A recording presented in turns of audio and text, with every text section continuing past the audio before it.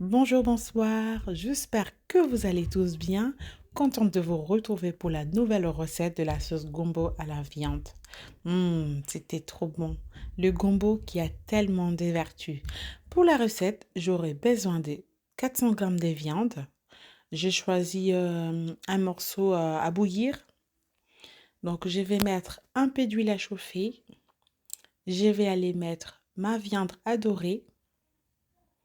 Je vais le mettre à dorer. Une fois doré, je vais rajouter du sel, du poivre.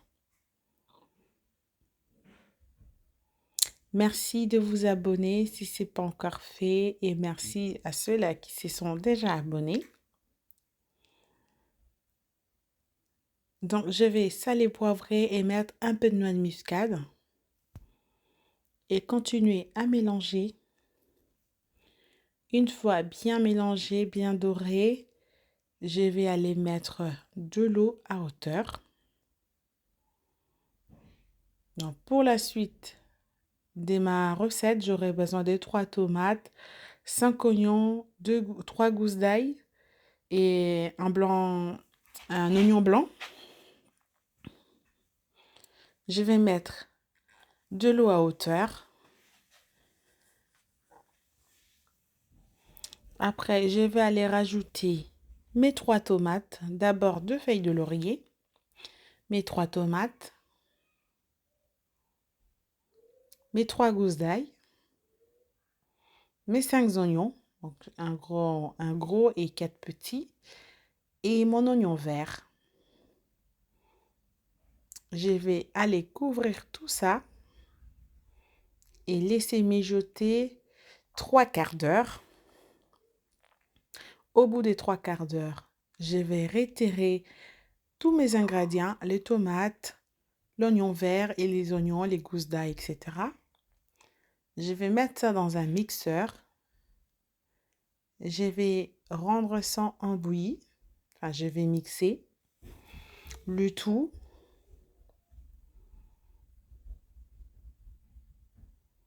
Une fois mixé, je vais aller remettre ça dans mon bouillon. Et je vais aller bien tourner. Je vais laisser mijoter. Je vais rajouter un petit filet d'huile de palme. C'est pour donner plus de goût. Ça donne plus de goût, plus de saveurs. J'ai mes gombos que j'ai déjà coupés, prédécoupés, qui sont souvent au congélateur. C'est un gain de temps. Ça me permet à chaque fois, quand j'en ai besoin, je sors. C'est déjà tout prêt, nettoyé, coupé. Et puis voilà, je vais rajouter mon gombo, la quantité de gombo, c'est à votre convenance.